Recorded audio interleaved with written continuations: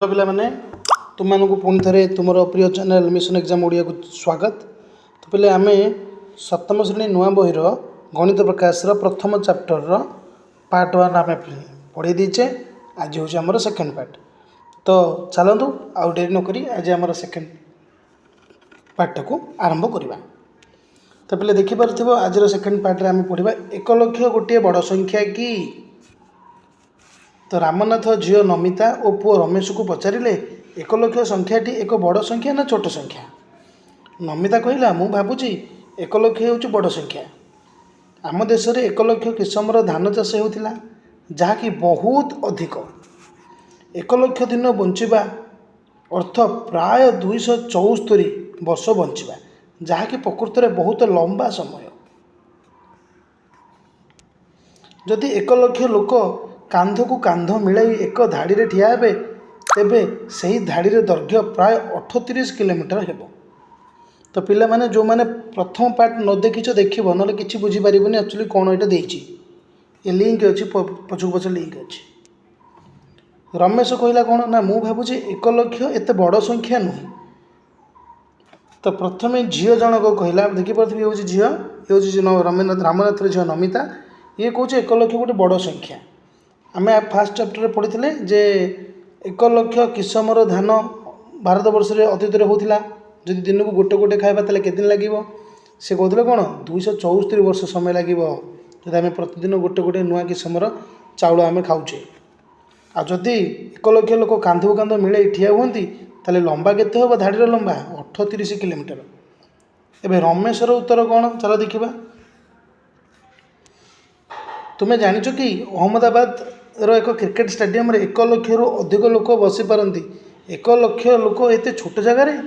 Question ଦେଖ ପିଲେ, ତୁମେ ଯେ ଜାଣିଥିବ ଅହମ୍ମଦାବାଦରେ ଆମର ଅଛି ନରେନ୍ଦ୍ର ମୋଦି ଷ୍ଟାଡିୟମ, ଯେଉଁଟା ୱାର୍ଲଡର ବର୍ତ୍ତମାନ ଅଧିକ ସିଟ୍ ବେସ୍ ଷ୍ଟାଡିୟମ, ମାନେ ବେଶୀ ଲୋକ ବସିପାରୁଥିବା ଷ୍ଟାଡିୟମ ହେଉଛି କେଉଁଟା? ଆମର ଅହମ୍ମଦାବାଦର cricket stadium, Narendra Modi stadium. ତ ସେଇ କଥା ସେ ଏଠି କହୁଛି ଯେ ସେଠି ତ 1 ଲକ୍ଷ ଲୋକ ବସିପାରୁଛନ୍ତି। ଅଧିକାଂଶ ମନୁଷ୍ୟଙ୍କ ମୁଣ୍ଡରେ 80,000ରୁ 1 ଲକ୍ଷ 20,000 ପର୍ଯ୍ୟନ୍ତ କେଶ ଥାଏ। କଳ୍ପନା କରି ଦେଖ, ସେହିଭଳି ଏକ ଛୋଟ ସ୍ଥାନରେ 1 ଲକ୍ଷ କେଶ ରହିପାରୁଛି। ମୁଁ ଶୁଣିଥିଲି ଯେ କିଛି କିଛି ପ୍ରଜାତିର ମାଛ ଅଛନ୍ତି ଯେଉଁଠାରେ ଏକ ମାଈ ମାଛ ଏକ ସମୟରେ 1 ଲକ୍ଷରୁ ଉର୍ଦ୍ଧ୍ୱ ଅଣ୍ଡା ଦିଅନ୍ତି। କିଛି ପ୍ରଜାତିର ମାଛ ଏକାଥରକେ 10 ଲକ୍ଷରୁ ମଧ୍ୟ ଅଧିକ ଅଣ୍ଡା ଦିଅନ୍ତି। ତେଣୁ 1 ଲକ୍ଷ ଗୋଟେ ବଡ଼ ସଂଖ୍ୟା ନା ସାନ ସଂଖ୍ୟା? ଝିଅର ଉତ୍ତର ଅଲଗା ଆସିଲା, ବାକି ପୁଅର ଉତ୍ତର ବର୍ତ୍ତମାନ ଅଲଗା ଆସୁଛି। ତେଣୁ ତୁମେ ବର୍ତ୍ତମାନ କୁହ 1 ଲକ୍ଷ ସଂଖ୍ୟାଟି ବଡ଼ କି ସାନ? ଚିନ୍ତା କରିକି କୁହ। ନିହାତି ଭାବରେ 1 ଲକ୍ଷ ସଂଖ୍ୟାଟି ବଡ଼ ସଂଖ୍ୟା ଅଟେ। ବୁଝିପାରିଲେ? ତ ଚାଲ ଦେଖିବା ସଂଖ୍ୟା ପଢ଼ିବା ଏବଂ ଲେଖିବା। ଆମେ 5 ଅଙ୍କ ବିଶିଷ୍ଟ ସଂଖ୍ୟାକୁ କେମିତି ଲେଖୁଛେ? ଏମିତି ଲେଖୁଛେ। ପ୍ରଥମ ଘରେ 1, 10, 100, ତାପରେ 1000 ଘରେ କମା, ଇଏ ହେଉଛି 45। ତ ଏ 45,000 ପାଇଁ ଭାରତୀୟ ସ୍ଥାନୀୟମାନ ସଂଖ୍ୟା ଲିଖନ ପ୍ରଣାଳୀରେ କମା ବ୍ୟବହାର ଆମେ କରୁଛୁ। ସଂଖ୍ୟା ବଡ଼ ହେଲେ କମା ବ୍ୟବହାର କରି ସଂଖ୍ୟାକୁ ସହଜରେ ପଢ଼ି ହୁଏ। ଆମେ 10,000 ସ୍ଥାନ ଏବଂ 1 ଲକ୍ଷ ସ୍ଥାନକୁ ସୂଚାଉଥିବା ଅଙ୍କ ମଧ୍ୟରେ ଏକ କମା ବ୍ୟବହାର କରୁ, ଯେପରି ତୁମେ ପୂର୍ବରୁ ବ୍ୟବହାର କରୁଛ। ଦେଖ, ଇଏ ଗୋଟେ ସଂଖ୍ୟା ଦେଇଛି 1, 10, 100, 1000 ଘରେ କମା, ତାପରେ ଅୟୁତ ଘର, ତାପରେ ଲକ୍ଷ ଘରେ କମା।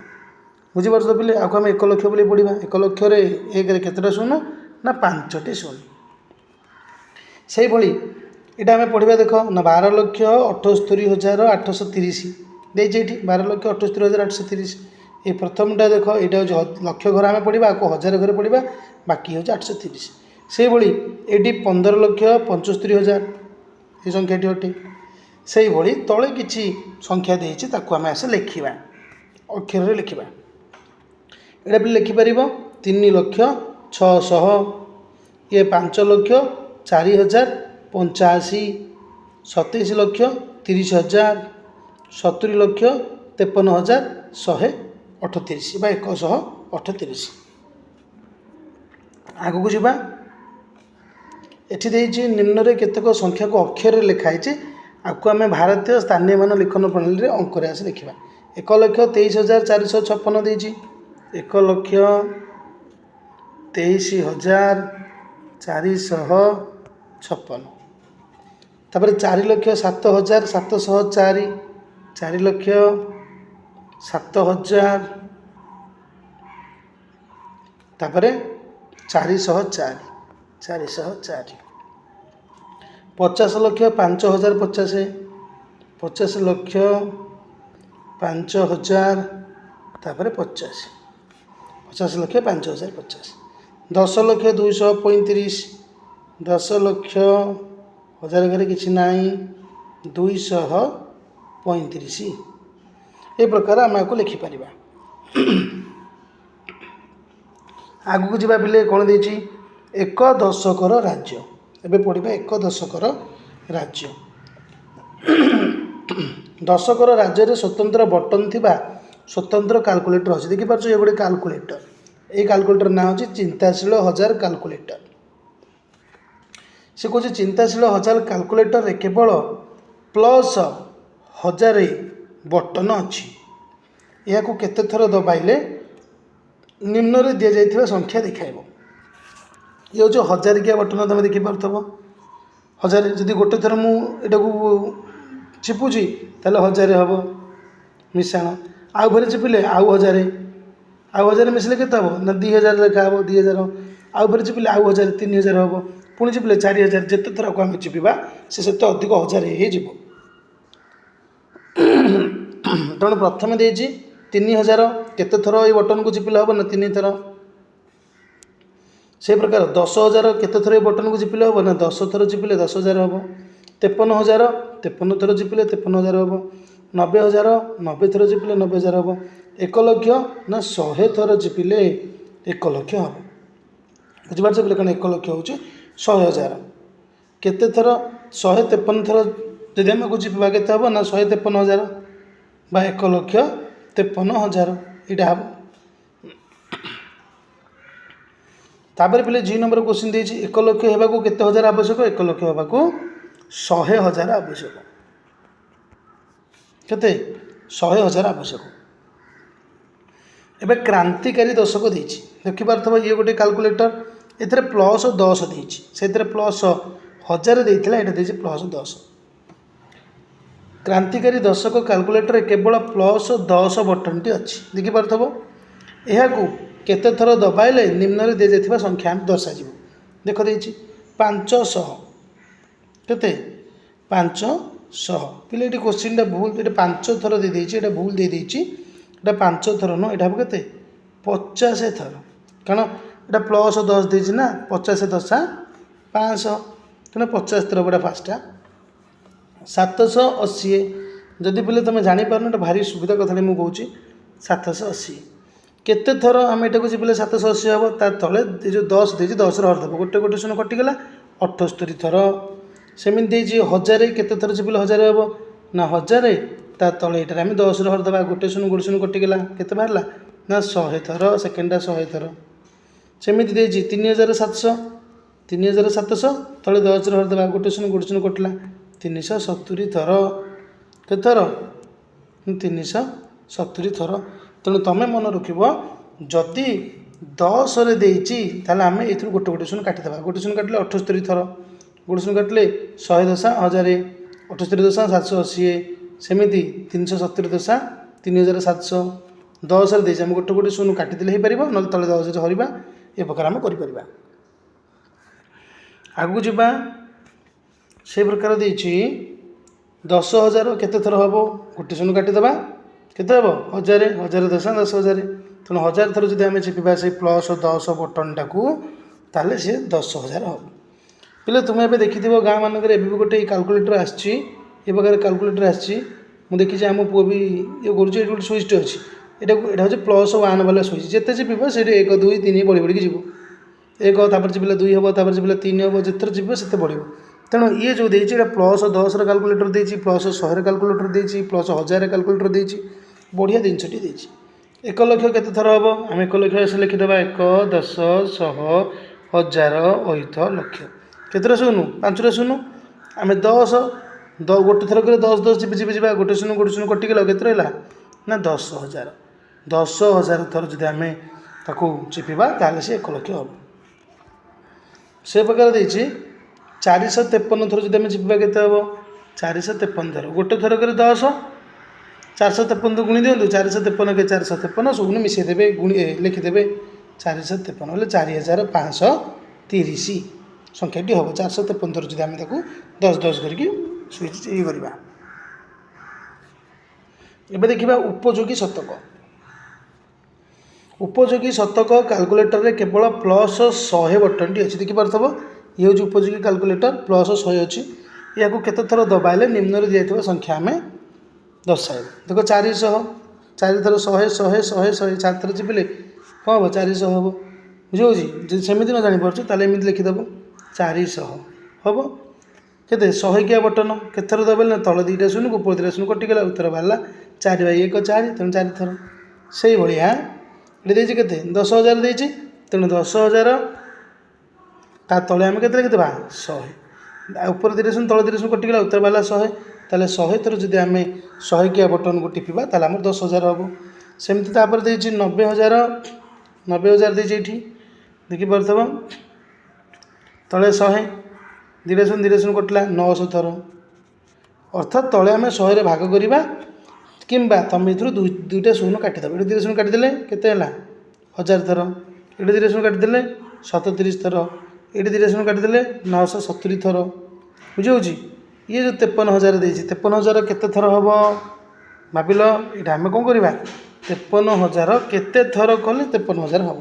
ଏକା କଥା ପିଲେ, ଏଇଠି ଦେଇଛି ସଂଖ୍ୟାଟା, ଏଇଠି ଅକ୍ଷରରେ ଦେଇଛି 53,000 ଲେଖିଦେବା। ଇଏ ହେଲା 53,000 କେତେ ଥର ହେବ ନା ଆମେ 100ରେ ହରିଦେବା, 2ଟା ଶୂନ କଟିଲା 530 ଥର। ବୁଝିପାରୁଛ? ଆଶା କରୁଛି ବୁଝିପାରୁଥିବ। ଆଗକୁ ଯିବା, ଏଇଠି ଦେଇଛି 582 ଥର।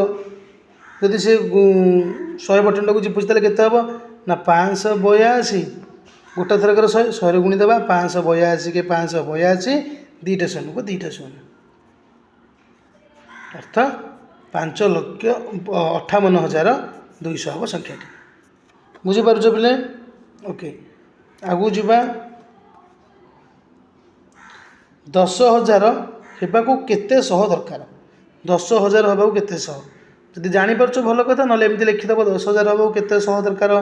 100ରେ ହରିଦେବା, 2ଟା ଶୂନ କଟିଲା 100ଟା 100 ଦରକାର। ବୁଝିହେଉଛି? 1 ଲକ୍ଷ ହେବାକୁ କେତେ ଶହ ଦରକାର? ଏଠି 1 ଲକ୍ଷ ଲେଖିଦେବା, 1 10 100 1000 ଅୟୁତ ଲକ୍ଷ, ତାକୁ 100ରେ ହରିଦେବା, 2ଟା ଶୂନ କଟିଗଲା କେତେ? 1000ଟି 100 ଦରକାର। ବୁଝିହେଉଛି ପିଲେ? ଏବେ ଦେଖ କ'ଣ ଦେଇଛି? ଉପଯୋଗୀ ଶତକ କାଲକୁଲେଟର କହୁଛି ଏଠାରେ କିଛି ସଂଖ୍ୟା ଅଛି ଯାହା କ୍ରାନ୍ତିକାରୀ ଦଶକ ଏବଂ ଚିନ୍ତାଶୀଳ ହଜାର ଦେଖାଇ ପାରିବେ ନାହିଁ, କିନ୍ତୁ ମୁଁ ପାରିବି। ଏହି ଉକ୍ତି ସତ୍ୟ କି? ଚିନ୍ତା କର ଏବଂ ଅନୁସନ୍ଧାନ କର। ପିଲେ, ଏଇଟା ବଢ଼ିଆ କୋଶ୍ଚିନ୍ଟେ ଦେଇଛି। ଉପଯୋଗୀ ଶତକ କହୁଛି କ'ଣ କହୁଛି? ଉପଯୋଗୀ ଶତକ ମାନେ +10 +100, ଶତକ ମାନେ 100, କ୍ରାନ୍ତିକାରୀ ଦଶକ ମାନେ +10, ଚିନ୍ତାଶୀଳ ହଜାର ମାନେ +1000, 3 ପ୍ରକାର କାଲକୁଲେଟର। ତେଣୁ ଉପଯୋଗୀ ଶତକ ମାନେ ଇଏ ଶତକ କହୁଛି ଏଠାରେ କିଛି ସଂଖ୍ୟା ଅଛି ଯାହା କ୍ରାନ୍ତିକାରୀ ଦଶକ ଏବଂ ଚିନ୍ତାଶୀଳ ହଜାର ଦେଖାଇ ପାରିବେ ନାହିଁ। ବୁଝିହେଉଛି? କିନ୍ତୁ ମୁଁ ପାରିବି। ଏ ଉକ୍ତି ସତ୍ୟ କି? ସେ କହୁଛି ଚିନ୍ତା କର ଏବଂ ଅନୁସନ୍ଧାନ କର। ଚାଲ ଦେଖିବା। ମନେକର ଗୋଟେ ଏକ୍ଜାମ୍ପଲ୍ ମୁଁ ମନେକର କହୁଛି ପିଲେ, +30, ଏଇଟାକୁ ସିନା ଏଇଟା ଉପଯୋଗୀ ଶତକ ଦେଖାଇ ପାରିବ କି? କେବେ ନୁହଁ। ବୁଝିହେଉଛି? କିନ୍ତୁ କ୍ରାନ୍ତିକାରୀ ଦଶକ ଦେଖାଇ ପାରିବ 3 ଥରରେ। ବୁଝିପାରୁଛ ତ ପିଲେ? ତେଣୁ ସେ ଦେଇଛି ଏଇ ଉପଯୋଗୀ ଶତକ କାଲକୁଲେଟର କହୁଛି ଏଠାରେ କିଛି ସଂଖ୍ୟା ଅଛି ଯାହା କ୍ରାନ୍ତିକାରୀ ଦଶକ ଏବଂ ଚିନ୍ତାଶୀଳ ହଜାର ଦେଖାଇ ପାରିବେ ନାହିଁ, କିନ୍ତୁ ମୁଁ ପାରିବି। ଏଇଟା ସତ୍ୟ ନୁହେଁ। କାହିଁକି ନୁହେଁ? ଦେଖ, ମନେକର ଗୋଟେ ସଂଖ୍ୟାଟେ ମୁଁ କହିବି, ଧର 5,000। ବୁଝିଲେ ପିଲେ? ଇଏ +10ରେ ଆକୁ ଆମେ ଭାଗ କରିପାରିବା, ତାହେଲେ ଇଏ +10 ବା କ୍ରାନ୍ତିକାରୀ ଦଶକ ଏହାକୁ ଦେଖାଇ ପାରିବ। +100 ବା ଉପଯୋଗୀ ଶତକ, 100 ବି ଆକୁ ଭାଗ କଲେ 75 ହେବ, ଇଏ ବି ଦେଖାଇ ପାରିବ। ଯଦି 1000 କରିବା +1000, ତାହେଲେ 5 ଥରରେ କଲେ 5000 ଦେଖାଇ ପାରିବ। ତେଣୁ ଆପଣ ଯଦି ସବୁ ଦେଖୁଥିବେ ତାହେଲେ ଏଇ ଯେଉଁ 1000ର ଇଏ ବି ଗୋଟେ ଗୁଣନୀୟକ, ଇଏ ବି ଗୋଟେ ଗୁଣନୀୟକ। ବୁଝିହେଉଛି? ये जो सान गुड़ाक ये बड़ गुड़ाकर गुणितक को देखई पारे कि बड़टा सान देखई पारे मु खाली 10 कहि खाली 10 टाक गुण 1000 देखई पार कि देखई पार ना प्लस 100 वाला काल्कुलेटर देखई पार कि देखई पार ना तेणु ये जो देती उपयोगी शतक काल्कुलेटर कौच एटार किसी संख्या अच्छी जहाँ क्रांतिकारी दशक एवं चिंताशील हजार देखई पारे ना कि मुझे ये सत्य नुहे अनुसंधान कर तुम भी अनुसंधान कर यहाँ भी तुम होमवर्क रहा तो पिले नुआ बही चेष्टा करुँच तुमको बुझाई जदि कौटी मिस्टेक होता कमेंट बॉक्स रे कह जदि मिस्टेक थी आम संशोधन करवा आगू को जावा एबे क्रिएटिव चिट्ठी देछि पिले चिट्ठी बोले जान पिंपुड़ी ये हूँ क्रिएटिव चिट्ठी ये गोटे आउ गोटे प्रकार काल्कुलेटर एथिरे निम्नलिखित बटन गुड़ाक अच्छे देख केते प्रकार बटन अच्छी +1 बटन +10 +100 +1000 मैंने 1000 10,000 लक्ष ये प्रकार सब देछि 10 लक्ष ये प्रकार देछि तुम देखिपार ये +1 button +10 button +100 button +1000 button +10,000 button 1 लक्ष 10 लक्ष एत प्रकार बटन देछि भेराइटी प्रकार बटन देछि यह सब अनेक उपाय काम करते तुम्हें पचारि पार केमिति देख ना जदि 321 संख्या आम पाइबा को आम कौन करवा आम मनकर 321 संख्या पाइबा ताहले 10 को जब आम 32 थर चिपिदेवा ताहले केते हम 320 आउ रहा एक आउ गोटे को चिपिदेवा ताहले एटा हमर हो 321 विकल्प विकल्प भाव में आम किपरि पाई परिबा ने विकल्प भाव में आम 100 को मनकर 2 थर चिपिबा 100 को 2 थर चिपिले 200 हो 10 को 12 थर चिपिले 120 है 320 एक थर चिपिबा मिशाण एक 321 से ही 300 पाइबा हेल्ले अति बेसी 100 बटन को केत थर दबी पार ना 3 थर 100 बटन जब 3 थर 321 अच्छी आम 10 किया 2 थर चिपिले हम 20 आउ एक बटन गोटे थर चिपिले हम आम 321 से ही ये 5 नंबर रे 5072 पाइबा अनेक उपाय मध्य 2टी उपाय निम्न रे दि जाइए ये 2टी उपाय को यही परिप्रकाश कर देख पिले आम 5072 पाइबा 5072 मान देख कौन कर सी देछि आम 100 बटन को 50 थर दबे पार दबेले के हम ना 5000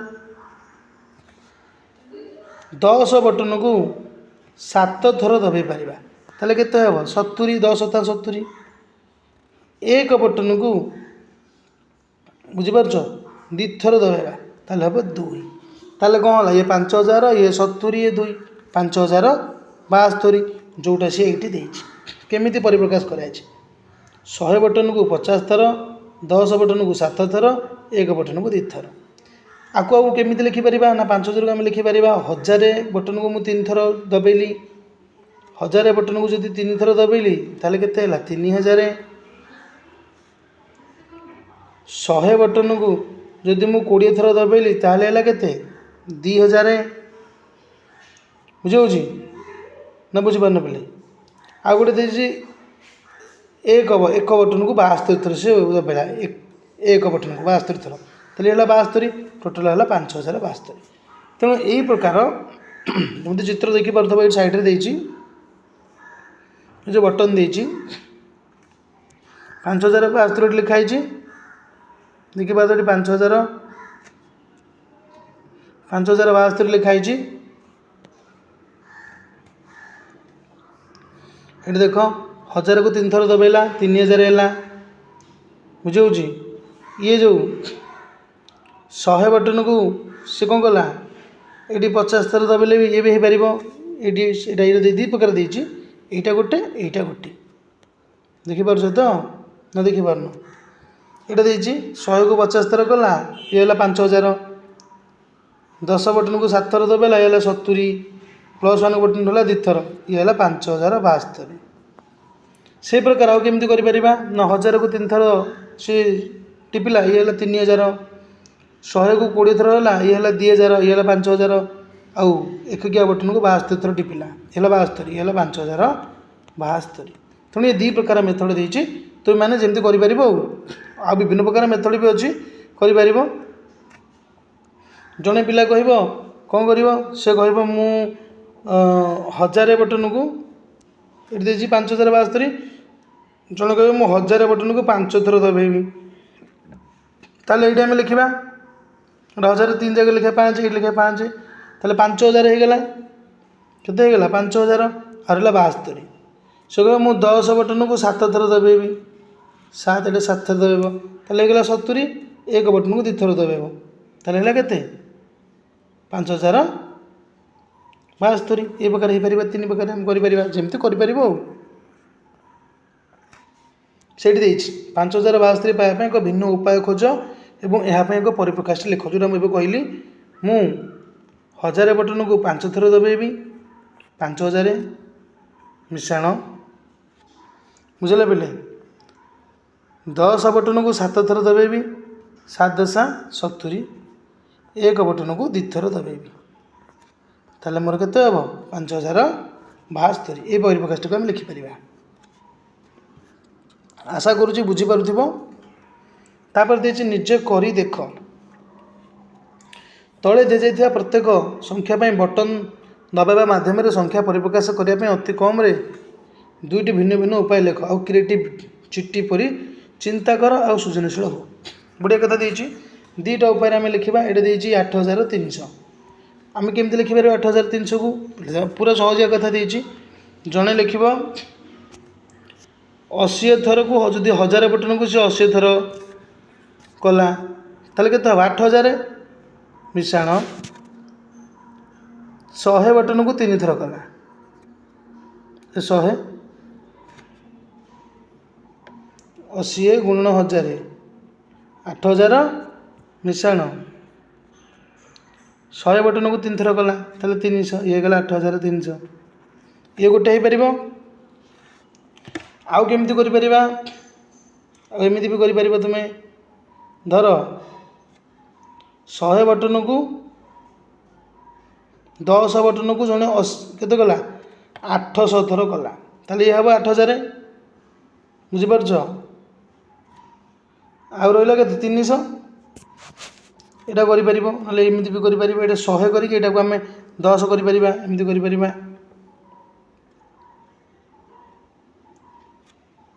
80 ଗୁଣନ 100 କେତେ ହେଲା ପିଲେ 8000, ଆଉ ରହିଲା 300। ଏଇଟା କରିଦେବା, ଏମିତି କରିଦେବା। ନହେଲେ 82 ଗୁଣନ 100 8200, ଆଉ ଯେଉଁ 100 ରହିଲା ଆକୁ ଆମେ ଏମିତି କରିପାରିବା 10 ଗୁଣନ 10 10 ଦଶମିକ 100। ତ ତୁମେ ଯେଉଁ ପ୍ରକାର କରିପାରିବ, ତୁମ କ୍ରିଏଟିଭ୍ ନେଇକି ତୁମେ କରିପାରିବ, କିଛି ଅସୁବିଧା ନାହିଁ। ଏଠି ଦେଇଛି 40629 ଦେଇଛି। 40629 କୁ ଆମେ ଏମିତି ଗୋଟେ ବାର ଲେଖିପାରିବା। 40000 କେମିତି କରିପାରିବା? ଫାଷ୍ଟ ନା 40ଟା 1000 ହେଲେ 40000 ସରିଲା। 600 ଦେଇଛି ମିଶାଣ 6 ଗୁଣନ 100, ବୁଝିହେଉଛି ବୋଲି 600। 29 ଦେଇଛି, ଆମେ ଲେଖିପାରିବା 2 ଗୁଣନ 20, 2 ଗୁଣନ 10, ଇଏ ହେଲା 20 ମିଶାଣ 9ଟା ଏକକିଆ, ବୁଝିହେଉଛି ପିଲେ। ଦେଖ ଇଏ ହେଲା 40 ଗୁଣନ 1000, 40000 ହେଇଗଲା। 6ଟା 100 ବଟନକୁ 6 ଥର ଚିପିଲି 600, 40000 600। 10 ବଟନକୁ 2 ଥର ଚିପିଲି 20, 40000 620। 1 ବଟନକୁ 9 ଥର ଚିପିଲି 40629। এই ପ୍ରକାର ତୁମେ ଆଉ କେମିତି କରିପାରିବ? ଏଇଟାକୁ ଆଉ କେମିତି କରିପାରିବ? ଚିନ୍ତା କରିବ, ହେଇପାରିବ, କିଛି ଅସୁବିଧା ନାହିଁ, ତୁମେ କରିପାରିବ। ଆଶା ସେମିତି ସିଟା ଦେଇଛି 56354, ସେ ପ୍ରକାର କରିବ। ଏଠାରେ ଆଉ ଗୋଟେ କରିଦେବା, ତାହେଲେ ଚାଲ ଆଉ ଗୋଟେ କରିଦେବା। ये जो देखिए 40,629 ଦେଇଛି ପିଲା ଏମିତି ତୁମେ କରିପାରିବ। ଆକୁ 1000 କରିକି ନହେଲେ 10,000 ବି କରିପାରିବ। ସେ ଦେଇଥିଲା 10,000, 4 ଗୁଣନ 10,000, 10,000 କିଆ ବଟନ 4 ଥର ସେ ଚିପିଲା, ତାହେଲେ 40,000 ହେଇଗଲା। ମିଶାଣ 100 କିଆ ବଟନ 6 ଥର ଚିପିଲା 600 ହେଇଗଲା। 20 କିଆ 10 କିଆ ବଟନ 2 ଥର ଚିପିଲା 20 ହେଇଗଲା। 1 କିଆ ବଟନକୁ 9 ଥର ଚିପିବ ହେଲା। ये ହେଇଗଲା 40,000, ये ହେଲା 600, ये ହେଲା 20, ये 9, ଟୋଟାଲ 40,629। से प्रकार सीटा देती 56,354 तुम कर सेमती 1000 कर ना 10,000 कर 10,000 को करवा ताल हम के 5 गुणन 10,000 ये गला 50,000 बुझीपार पिले आउ रहा 6,000 रहा आम लिखिपर 6 गुणन 1000 ये 6,000 6,000 या 50,000 56,000 3 गुणन 100 100 बटन 3 थर जीवा 300 आ रहा 54 5 गुणन 10 10 किया बटन को 5 थर जीपिली है 50 बुझे 4 गुणन 1 4 किया बटन को कौन कली 1 किया बटन को 4 थर चिपिली है 4 ये है 50,000 ये 6,056 ये है 300 ये है 350 ये 4 मिसला 354 तेणु यही प्रकार ये गोटे 10,000 मुझे गली तुम 1000 नहीं कर 100 नहीं कर आशा तुम बुझीपार ये गोटाक मुझे करुँच आउ बाकी गोटे तुम निजे कर 66,666 देती लिखिपार 66,666 से प्रकार करवा 6 गुणन 10,000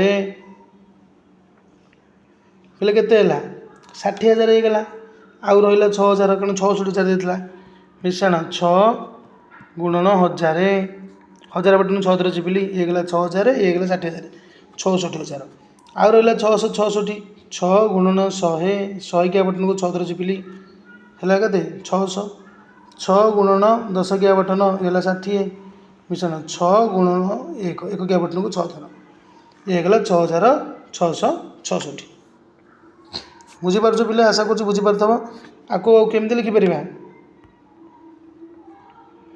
आपको केमती लिखिपर देख आउ कि लिख 1000 कर डायरेक्ट 66 गुणन 1000 66,000 गोटे थर कर सरला तापर 666 600 6 गुणन 100 600 66 6 गुणन 10 60 मिश्रण 6 गुणन 1 1 किया 6टा 66 ये प्रकार हो तेणु तुम्हें ये जो ऊपर चिट्ठी देता ये जो चिट्ठी देती एथर जेकोसी स्विच को आम नहीं पार 1 नहीं पार +10 नहीं पार +100 नहीं पार +1000 1000 10,000 लक्षे 10 लक्ष जहाँ भी देती आम सब जेकोसी नहीं आम आपको दुई प्रकार से दुई प्रकार मेथड कराया सी देती तेणु आशा तुम कर बुझीपार तुम क्रिएटिव चिट्ठी कैलकुलेटर किसी प्रश्न ये चलो ये दुईटा प्रश्न आज करदे नेक्स्ट क्लास आम सिस्टेमेटिक सिप्स पढ़ा तुमको ठीक 30 थर बटन दबाक पड़ो बुझे तुम्हें क्यों 3 अंक विशिष्ट बृहत्तम संख्या तैयारी कर तुम्हें क्यों 3 अंक विशिष्ट क्षुद्रतम संख्या तैयारी कर देख केते बढ़िया क्वेश्चन देती आ पूरा क्रिटिकल क्वेश्चन देती तुमको ये 30 थर बटन दबाक पड़ो तुम्हें क्यों 3 अंक विशिष्ट बृहत्तम संख्या पाइपर क्यों 3 अंक विशिष्ट क्षुद्रतम संख्या पाइपर मत कहले पिले फास्ट 3 अंक विशिष्ट क्षुद्रतम संख्या किए ना 3 अंक विशिष्ट क्षुद्रतम संख्या हूँ 100 बुझे आम ए कौ संख्याटा को 30 थर दबेबा जे आम 100 पाइपर कि किसी नहीं जब 1 को मुझे 30 थर दबेबी ताले के 30 हम जदि 1 को भल पिले देख 1 को जब मुझे 30 थर दबेबी ताले 30 हम बुझे 1 को जब मुझे 29 थर दबेबी ताले 29 हम आ गोटे संख्यार गोटे जगह मन कर 10 टे मिसेले आ गोटे 10 टिपिले ताले 29 ये 10 के 39 होनी जदि 1 को मुझे 28 थर जीपिली ताले मोर 28 है बुझे 10 को 2 थर जीपिदेली केते 20 बुझीपार हो होनी मनकर यहीटा को मु 29 थर जीवी मोर है 29 100 को जीवी गोटे थर बुझे पिले ताले केते 129 129 हो सी कहे आमर छोट संख्या आम करवा मनकर पिले 3 अंक विशिष्ट संख्या हम दरकार मनकर 1 को मु टिके देख तापर कौन देती देखा 100 ता परवर्ती संख्या 101 ता परवर्ती 102 ता परवर्ती 103 104 ए प्रकार 3 अंक विशिष्ट संख्या गुड़ाक क्षुद्रतम संख्या बुझुच ଇଏ ହେଉଛି କ'ଣ କ୍ଷୁଦ୍ରତମ ସଂଖ୍ୟା। ଯଦି ମନେକର ଧର 100 101 ଇଏ ଦେଇଛି 102, ଆକୁ ଆମେ କେମିତି କରିପାରିବା ଏଥିରୁ ଚିପିଲେ ଦେଖିକି ଆମେ ଏଇଟା କରିବା। ତ ଇଏ ଯେଉଁ ଦେଇଛି 102 ଦେଇଛି, ଧର ଏଇଟାକୁ ମନେକର ମୁଁ କରୁଛି 1କୁ 102 ନାଇଁ କି। ତ ପିଲା ये वीडियोटा लेंथी ହେଇଗଲାଣି, ଆମେ ନେକ୍ସଟ କ୍ଲାସ୍ରେ ଏଟାକୁ କରିବା। ତ ଥ୍ୟାଙ୍କ ୟୁ ଫର୍ ୱାଚିଂ।